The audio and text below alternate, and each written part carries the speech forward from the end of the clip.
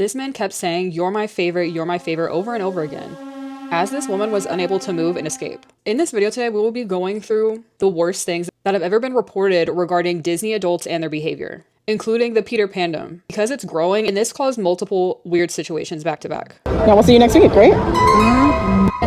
Cross my heart, as a lost boy honor, I will take care of my duck slash chicken. Sounds great. Thank you. Thank you, Peter. You're welcome. We love you. I know. Oh! See you later. Okay, sounds great. Thanks for the prize. No. You can have Aaron. Because this isn't the first time a cast member has felt uncomfortable or gotten law enforcement involved. There's been so much uncovered in the Disney adult world recently, and everything is really coming to light. But yes, everything that is meant to be wholesome also has an underbelly. To other Disney adults, some of this behavior might be seen as normal or explainable to an extent. But to most of us, all of this is confusing and sometimes even concerning. And some of it downright illegal. So let's get into it. These are the worst cases of adults wildin' at Disney.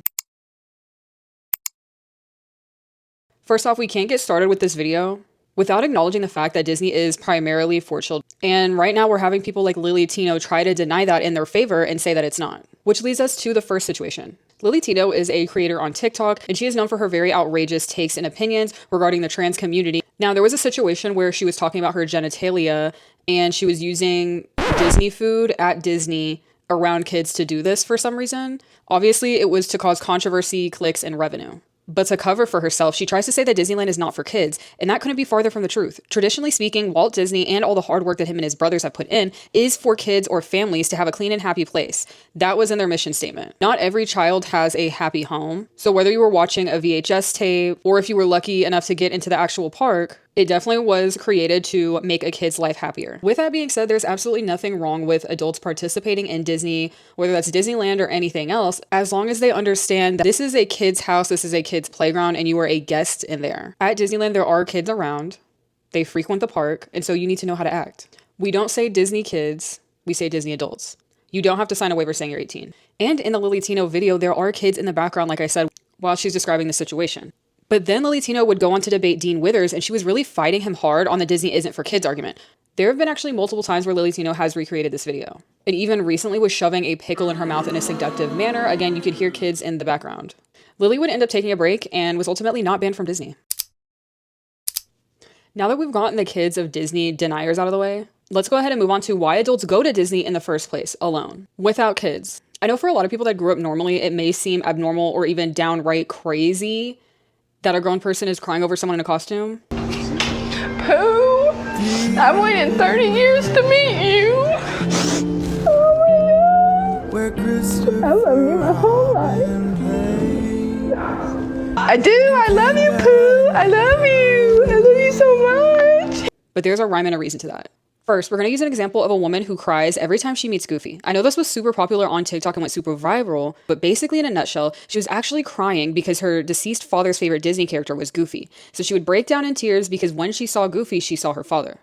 And for a lot of us, our very first connection with our family, whether it be a grandparent or parent, was through a Disney character or a Disney movie. And this includes, of course, watching the movie at that specific place, at that specific time when that specific person was alive when they were little. And I mean, let's face it, Disney has been around for decades and decades and decades. Of course, older generations are going to want us to watch the movies too. And Disney is one of the best-selling animation companies of all time. I also saw some people say, like, yes, I do cry, and what about it? I'm not crying in that way. I know that they're not real. I know that they're in a costume, but I just cry happily, or I just cry because I can't control it. Irregardless, a sweaty, underpaid 22-year-old in a very hot and heavy costume is the only connection that they might have to that parent. So as long as they're keeping it respectful, what's the harm in them being a little weird? When they see a character that they loved as a child, even if it doesn't remind them of a loved one per se, they may break down and cry because as a child, they were going through these really traumatic moments. Their favorite character was getting them through that, whether it be a stuffed animal or their outfits, or even them just watching the same movie nightly as they cry themselves to sleep. Now let's go ahead and move on to the dangerous, scary, and worst moments that have happened at Disney regarding adults, specifically involving cast members. These actions for the most part have not been defended because they're inexcusable. I do want to reiterate that these people do not represent every single Disney adult on planet Earth. Just like anything, there are good and bad, but these are the worst. According to CNN.com, in 2019, 51-year-old Brian Sherman put his arm around his favorite Disney princess and she was unable to move. His wife was also there, and as he like puts his arm around this princess, he keeps saying, "You're my favorite, you're my favorite, you're my favorite." He then moves his arm lower onto her top half, if you get what I'm saying, and cups her bra with his hand. Thankfully, one of her coworkers noticed that something was up and tried to get the man to let go of her. And then he then actually does move his hand, like touching her, but there's only like a small fabric in between. And after like multiple cues of trying to get this guy to do different poses so he lets up off of her, the other cast member straight up just says, "Get off of her." Finally, they're like, "Okay, let's hurry up and take this photo so we can get this to the cops." After that guy left, the cast member just was like crying and shaking uncontrollably, because it's one thing to be essayed in private, but to also have this happen in public at work is insanity. This man, y'all, was already on the registry from a 1992 situation in Florida for a crime against a victim under the age of 12. I'm about to say something y'all aren't gonna like. If you're on a list or a registry, you should not be allowed in kids' spaces such as Disneyland or Disney World. There, I said it, I don't care. If anything, people need to be in y'all's business more. Another crazy and weird incident is when an adult took Beth to Disneyland. Beth. Yeah. And yes, it was a woman from Kentucky. She tried to pass this off by saying it was goodies or like headache power. Or more like powder. Cause what? Like imagine you're working at Disney at the ticket counter. You're just supposed to do a quick little look through the stuff. They saw this like tin thing, opened it up, and they just saw crystals gleaming in the sun. Like, girl, what are you doing? Now, people, of course, have been arrested at various locations in and out of the US for fighting cast members, for fighting other parents. I think I even saw this one video where a stroller was like being thrown across. Like, they don't care if there are kids watching, and it's crazy. There was a TikTok recently that actually rallied in a whole bunch of people to talk about their worst Disney adult moments, and so here it is. "I got shoved out the way for a picture. I was on a Make-A-Wish trip and I had cancer." Another one reads, "Took out 2 additional mortgages to fund their trips." And my personal favorite, "My mom's cousin legally changed her last name to Mouse." And another odd one, "My cousin wore Mickey Mouse ears to my uncle's funeral." And the list goes on and on. And it's also, I saw multiple ones of like pushing cancer kids out the way. Like, that's just crazy. Now let's talk about the Disney character Peter Pan specifically. Can we go on a ride, Peter? Sure, go ahead. I don't want to go on the ride with you. Peter, what are you talking about? Go this way. Okay, here's the deal. You have to go find some treasure. And then when you find it, you have to bring it back to me, and then we're gonna go bury it. Okay. Is it a deal? Yes. Pinky swear? Pinky swear. Good. I'll see you later, okay? Okay. Bye, Peter. Lost treasure. Bye, Peter. So if you ask people, they would typically say that this started in the 2010s, but I would argue that the seed was actually planted when the 2003 live action Peter Pan was released. People's kids were not watching that movie for the script. They weren't. They were not. Everyone had a crush on them when they were a kid. But guess what? Everyone was a kid back then. The actor was a kid. The kid's crushing on the kid was a kid. So it was seen as normal. Back then it was healthy. Back then it was normal because it ended there. And we thought we would never run into something like this again. But it was nothing like this. It was amplified by 100,000. Now, way in the early days of Tumblr's popularity, there were gifs of Peter Pan from Disneyland, like the actual cast member, everywhere. There were countless pages on Tumblr dedicated to this man, and there's even multiple like frequently asked questions if you want to know how tall he is. Like, it's actually very crazy. So crazy that they actually started giving them nicknames. There were 2 specifically that people were obsessed with. Do you have to grow up to do that? No. You don't? No. Okay, what does that mean I have to do? It means you have to marry us and be friends with us. Best friends. That's not hard. That's all me married. Yeah. All right, deal. There would be hundreds and thousands of girls, y'all, driving and flying out of state just to see this man. And before they did that, they quite literally would ask these Tumblr pages, "Hey, do you know what shift he works? What time does he work on this day? Because I want to drive down there with my family. I'm trying to convince my parents." Like, it's crazy. It is absolutely crazy. Why would you keep calm? Yeah, I love Nolani. Faded a what? I don't know about that last one.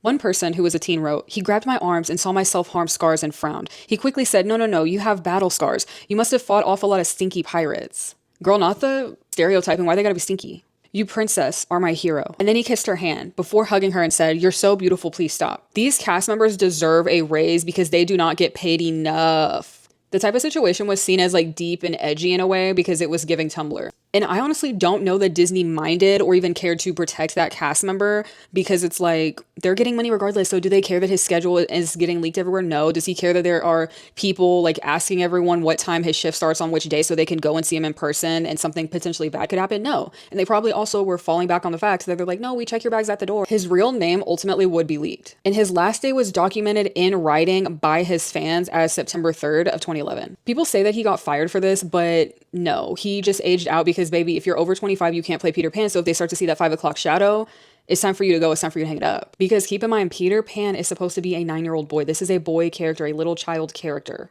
Ultimately, this specific Peter Pan that people were obsessed over and thought was really like handsome would get married to fellow castmate Wendy in real life, and they would actually have multiple kids together. So for this situation, there was a happy ending, right? But ultimately, someone has to fill that spot. And so the stalking kept on going. You in the magic mirror. Hi. Hi, Peter. Are you going on an Easter egg hunt? No.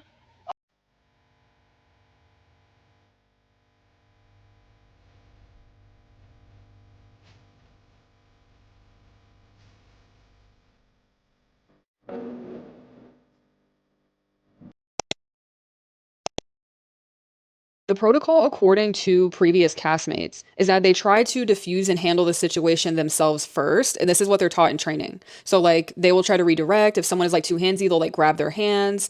Like I said, the other cast member with the one man that got arrested, he was very much like, oh, let's try a different pose. And like they try to like calm everything down before they have to take it to the next level. There are tactics that they use, but if those tactics do not work and lines are crossed further, they of course will get banned or even arrested. So as we all know now, there's been a really viral creator on TikTok and she's getting a ton of backlash and body shaming comments. She visits Peter Pan every week allegedly, and this has been going on for 10 years. So she will post a lot about all of her interactions and various Peter Pan actors that she has met over the past 10 years. You could see in the video, Toni's behavior did make me feel a little awkward and uncomfortable, but at no point did it cross any boundaries of what character interaction should look like at Disneyland. She was very enthusiastic about meeting the character, maybe a little more so than most, but it never crossed the boundary of trying to get to know the performer. I would say the biggest thing that people have noticed are that she maybe does not have social cues to tell her when, okay, he's at work, like there are other kids that are in line, I'm grown, so let me keep it cute and keep it pushing. But for me personally, it's not even just that, because it's like Disney cast members, unfortunately, will have people visit them every single day that are adults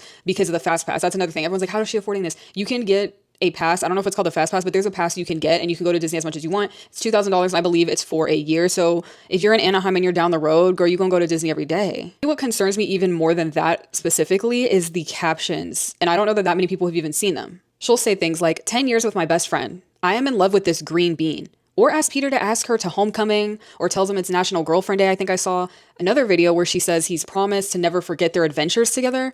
She says, I can't believe it's been 10 years with my green bean. My first love was a lost boy. It's just very, and it's not even just the captions, y'all. It's the slow music with it. It's very romantic. These are videos that people make about their like 20-year wedding anniversary that she's making about these cast members. People have also said that they feel like his body language has been nicely telling her, like, girl, I'm done with this conversation. And there's actually a video of her chasing him down, which, baby, you should have never posted that. You should have never posted that. She would do, again, this big, like, oh my God, I haven't seen you in a month. Girl, you would have thought that Peter Pan, the cast member and all, was like an Iraq soldier coming back to the US to see his family. Like the way she was filming it with the music, like, girl, it's been a month and you don't notice, man. He's a cast member. He's not Peter Pan. He has a wig on.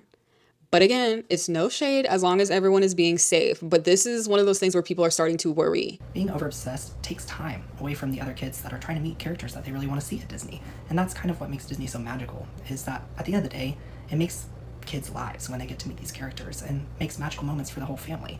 And typically speaking, characters are going to get anywhere from like 60 to 90 seconds per guest is a good time frame of what we want to spend. So that way we can see as many guests as possible and make as many guests have a magical experience as possible.